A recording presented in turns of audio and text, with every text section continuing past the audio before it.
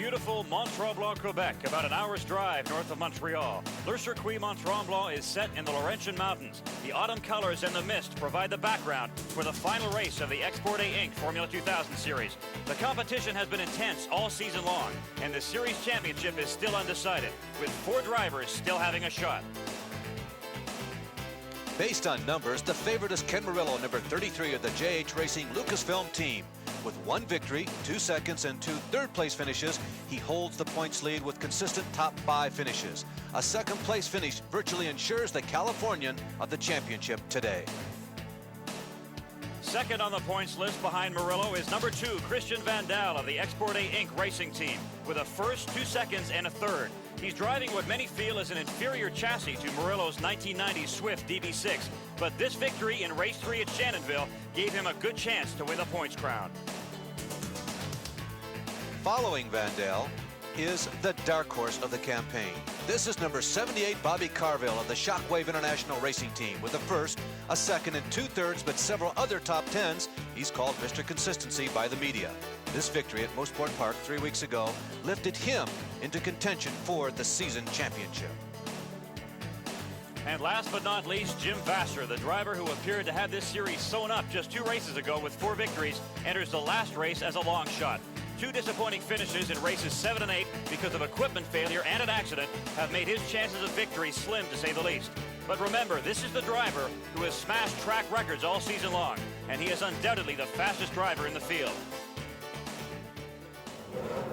It's all come down to 1 race, so get ready for the grand finale of the Export A Inc. Formula 2000 series.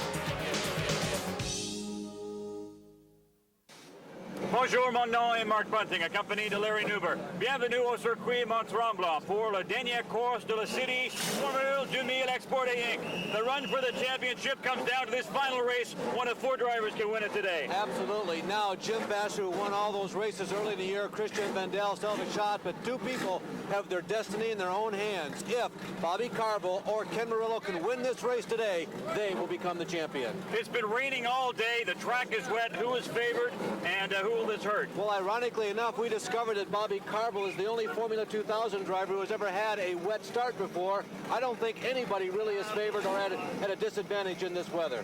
That is definitely the unknown element today, the rain. Let's take a look back at race 8 at Mosport. We had a huge field. The complexion of this race was altered right from the start. No surprise, Jim VASSER had been the fastest qualifier, but this shocker, Jim VASSER pulls into the pits after the final reconnaissance lap. It was discovered it was only a plug wire, but his teammate, Ken Murillo, inherited the pole. It was Ken Murillo taking the lead from the start at Mosport, being challenged, though, by VANDAL, Guimau, and Carville. Watch for Carville, speaking about Bobby, in that pink, black, and white number 78.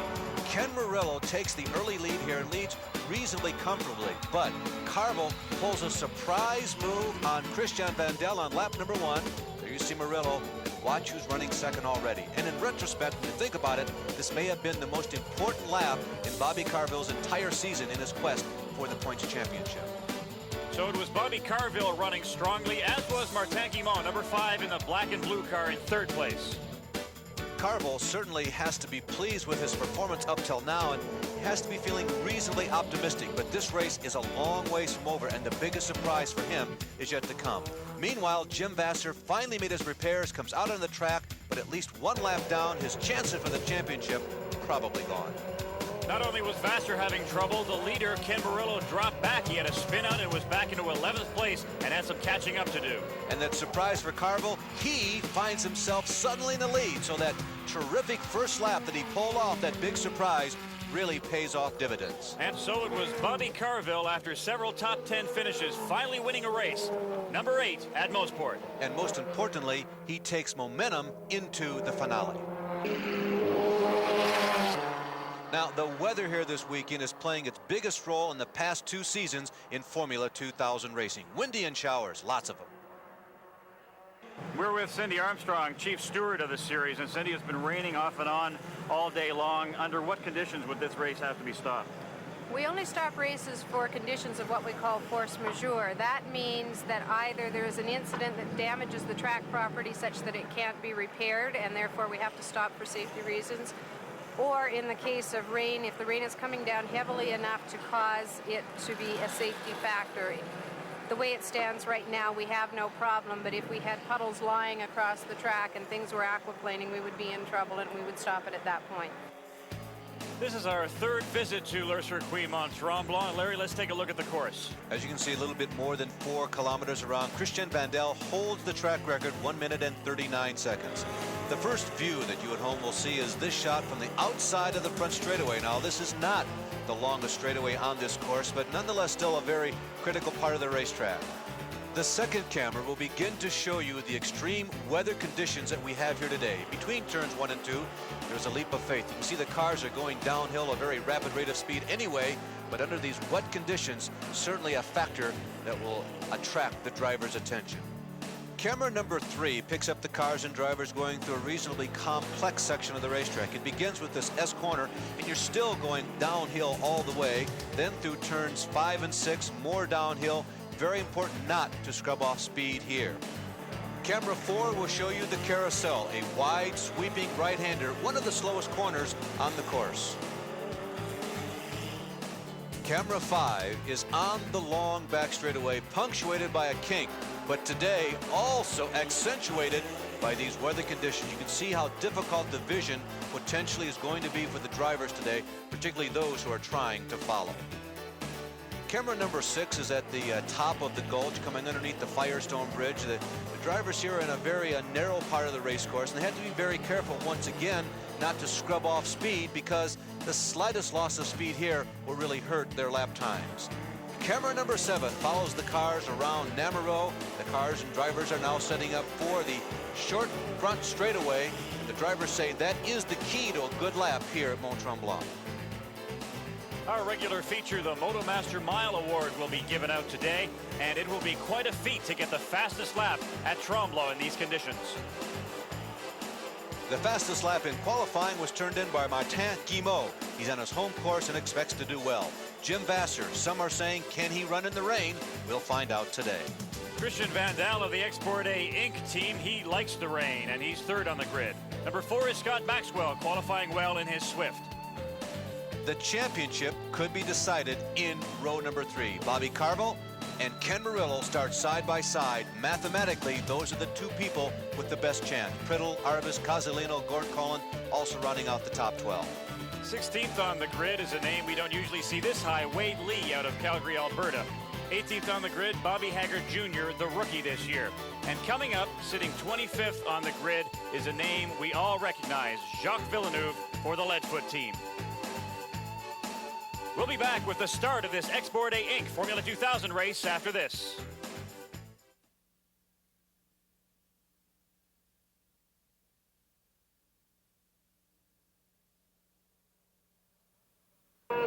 Just moments away from the start of the race, the final race of the Export A Inc. Formula 2000 Series, the championship on the line. There's Jim Vasser. Look at the eyes peering to his right. The light turns green. The race is underway. It's a fairly good start, at least initially. On the outside, there is Scott Maxwell. There's not quite enough room to maneuver. They're 3 abreast going downhill into the first and the second corner. Guimot holds on to the starting grid position 1, for which he qualified also in the rain. Look at the spray fly up. It's amazing they can see anything.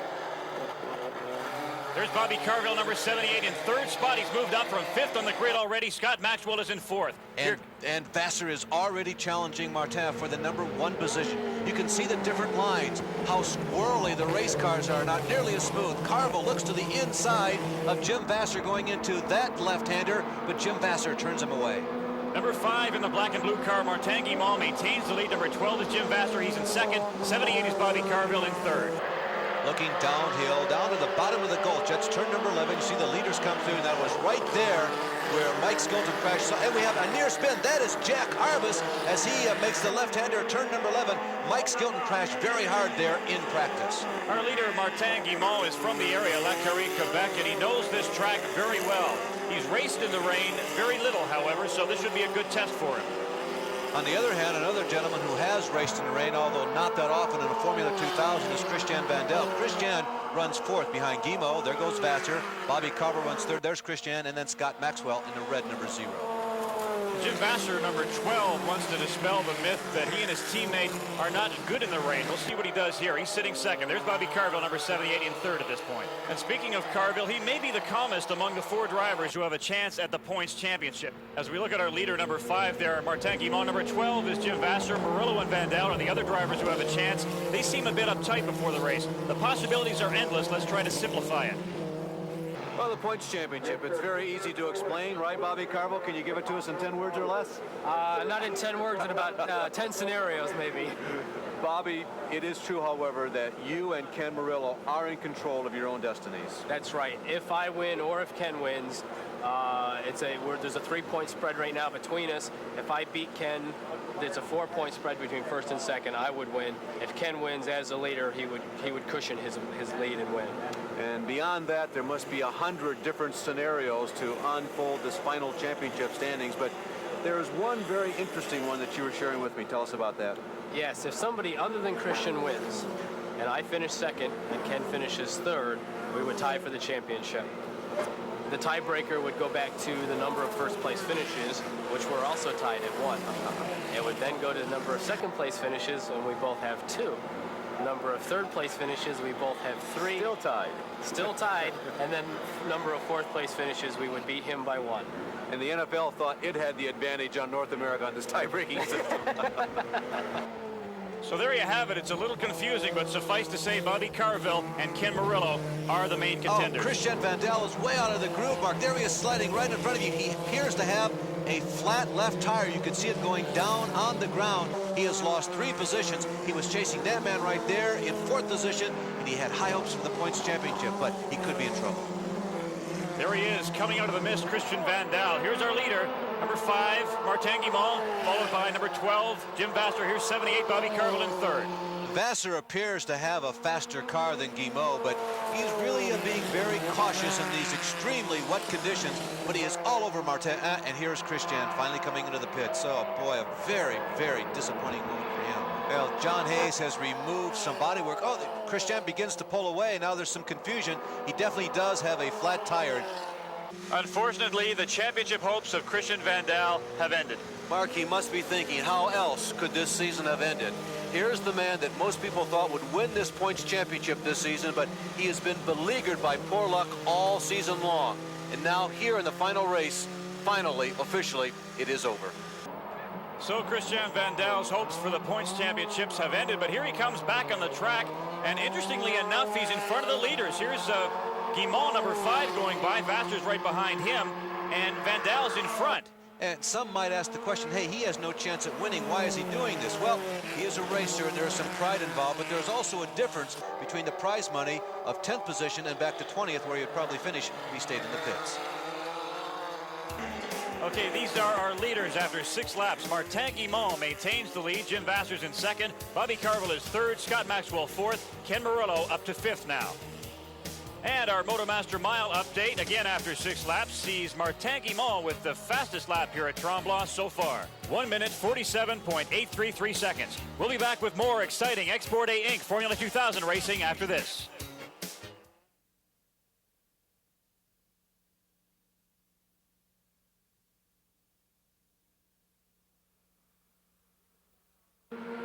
We're back at Mont-Tremblant. There's our leader, number 5, Martin Guimont. As we take a look back, in third spot is number 78, Bobby Carville. He is in the best position right now among the drivers who have a chance at the championship to win. He's in third. Murillo is back in 5th. And if it stays that way, Carville's our champion.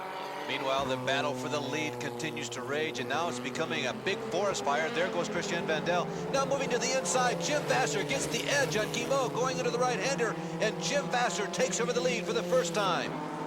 Martin did well to hold off Vasser for as long as he did, but Vasser in his 1990 Swift finally gets by him, and he's our leader, a familiar position for him. Well, through the spray at Namaro and the white-green trim number 2, that is Christian Vandal. Remember, almost a full lap down. There is Martin Guillemot. Guillemot comes around, and Guillemot almost loses control as he rounds that corner. Now, there is Vasser, the leader. He can still win points, but Bobby Carville has to finish worse than 5th, and Ken Murillo lower than 6th. Vasser needs other drivers to finish poorly in order for him to win the championship, but as of now, he is our leader. Oh, there's Guillemot. Guillemot is off the track. He was concentrating on trying to catch Jim Vasser, and he found himself off into the marbles, as the racers call it. Here comes Christian Vandal. He's at the back of the pack here. Let's remind you, Vasser is our leader, and there's Craig Priddle. Craig Priddle, we understand, was in the pits, and he's also a lap back. And there is Bobby Carville. He's in a very nice position in this race and in this season championship right now. There's Guillemot. Guillemot has not given up yet. He rounds Nammer one more time, and he slides that car through the corner, almost dirt tracking through it, and that's the biggest difference between him and Vasser today. Vasser has been very smooth, and there is Jim. Now, in this situation with the points championship up for grabs, the points standings in the race for the championship almost gets more attention than who's winning the race, and that's the subject of this week's Firestone Fact. These days, it seems like every racing circuit has its own system of tallying points, and certainly Formula 2000 is no exception. Now, this system is a little bit Formula 1 in that only your best 75% of your finishes count toward the season's total. That means 8 of 9 races. And the system is also a little bit card Indy in that 2/3 of the competitors are awarded points at the end of each race. The system is devised to reward a couple of outstanding performances and also to compensate in the event that you have bad luck in a couple of races during the season. 30 points are awarded to the winner. Positions 2 through 6 are separated by 3 points each, very important this weekend, and then 7th through 20th, the difference is separated by just 1 single point. Now, this system can create some very strange and dramatic endings. For instance, if this were a straight Formula 1 system awarding points to only the top 6 finishers, Jim Vasser would be leading the points. But instead, 20 people get points after every Formula 2000 race. Therefore, Vasser is ranked only 4th among the 4 drivers vying for the season's points championship in this finale here at Tremblant. And that is this week's Firestone Fact. And now back to this wet, misty track here at Tremblant. 78 Bobby Carville goes by, as does Scott Maxwell, 0. Number 10 is Patrick Carpentier, the 19-year-old out of Joliet, Quebec, getting by Maxwell there. He passes him. Scott Maxwell almost losing total control going through Namaro. Now, the drama builds because if those 2 red cars side by side right now, both, he must maintain that position in front of them. Maxwell has now gone by Carpentier. They're having a great battle. They really are. Both of them come on very strong here in these very wet conditions at the end part of the race. But the fact that they are battling with themselves so much may work to Carville's advantage. They're paying more attention to each other than they are to him. And running in 6th position, there is Ken Murillo. Remember, he came into today leading the point standings. Perhaps he's been waiting. If he's going to make a move, now is probably the time. If the race were to end right now, Bobby Carville is the champion. Murillo has to catch up. Well, remember, the difference was 3 points, but there are 3 points separating every position 2 through 6. Carville knew he had to finish ahead of Murillo, and he's there right now. He's got a couple of positions lead, but still, this could go either way. There's our leader, number 12, Jim Vasser, gunning for his 5th victory out of 9 races. Let's go back to 2nd spot. Here's Martin Guillemot, number 5, going by. And back in 3rd, Bobby Carville in the best position right now to win the points championship. Number 78, he flies by right there. And Ken Murillo, he is still back in 6th position. He has 2 positions to make up, and time is running out. These are the standings after 14 laps. Jim Vasser continues to lead. Martin Guillemot is 2nd. Bobby Carville looking for the points championship in 3rd. Maxwell and Carpentier. And the Motomaster Mile update after 14 laps sees Christian Vandal now with the fastest lap here at Tremblant, 1 minute 47.450 seconds. We'll be back with the final dramatic laps after this.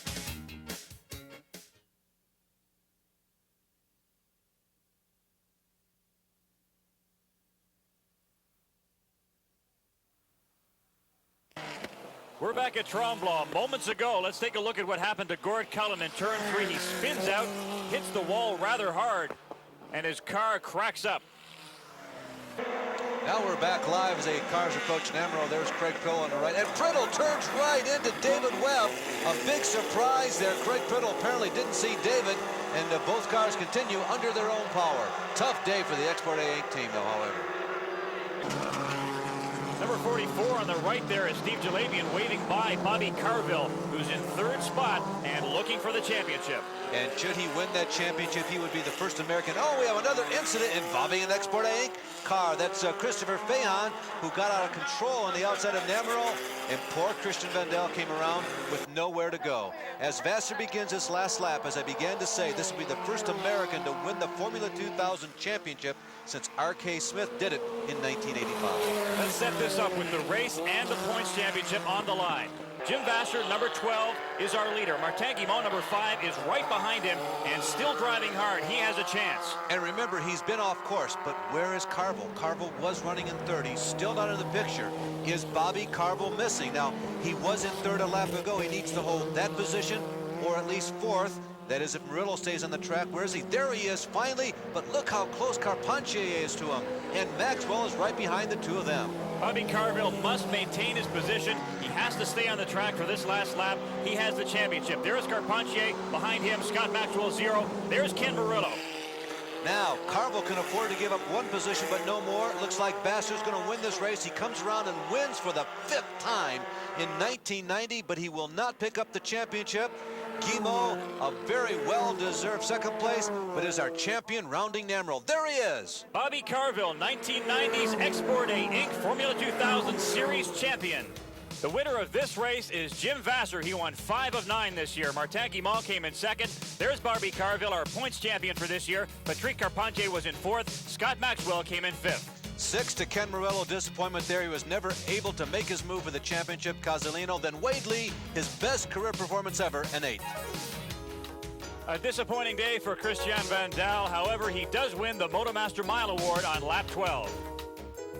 These are the final series standings. Bobby Carville is our champion with 181 points. Ken Murillo just 4 points back. His teammate Jim Vassar a point back from him. Then it's Vandal and David Webb. Can you, I mean, realistically, can you believe it? Oh, boy, I tell you, it has been one incredible season. I just got to thank my guys. They did an incredible job all year long. The car was perfect, and all I had to do was drive consistently. Think back Christmas Day last winter, okay? You knew you were going to run Formula 2000 this year, but did you think that in Christmas 1990 you'd be the reigning champion? Boy, realistically, I knew it was going to be tough. We wanted it so bad, and we worked hard all year for it. Not to say that the other guys didn't. They ran into some bad luck along the way, and we stayed clear of the luck. Ken, I guess it's got to be disappointing so close and so far. Yeah, well, you know, everybody did a good job this year, the team and the effort with Jonathan, and sorry I fell a little bit short for him. You know, it's just kind of tough out there in the wet. I couldn't see for a while, and I finally got my visor clear, and it was a lot better after that. But it's, I'd say congratulations to Bobby. He did a good job this year. The first 5-6 laps of the race, were they as exciting in the cockpit as they were every time you went by the start-finish line? That's all, of course, we could see, but it looked pretty exciting. Yeah, I couldn't. You guys could probably see more than I could with the spray and the rain and all, but I was just concentrating on being smooth, and they were keeping me posted on what was going behind me because there were certain circumstances that needed to happen for us to win the championship with Ken, or even myself, an outside chance. Sure. The most impressive Formula 2000 driver this year, Jim Vassar, wins again. On his right, the runner-up, Martin Guimont, and series champ Bobby Carville was 3rd. So our 9-race series eventually came down to one final wild and dramatic race here at Mont Tremblant. In the end, Bobby Carville is our champion. Mark, you know, there are those out there who may say, yeah, but this championship came at the expense, the mechanical breakdowns of others, but hey, that's racing. But for his part, Carville demonstrated a couple of things. Number one, his abilities behind the wheel, but also some very heady thinking. Make no mistake about it, he did win this championship.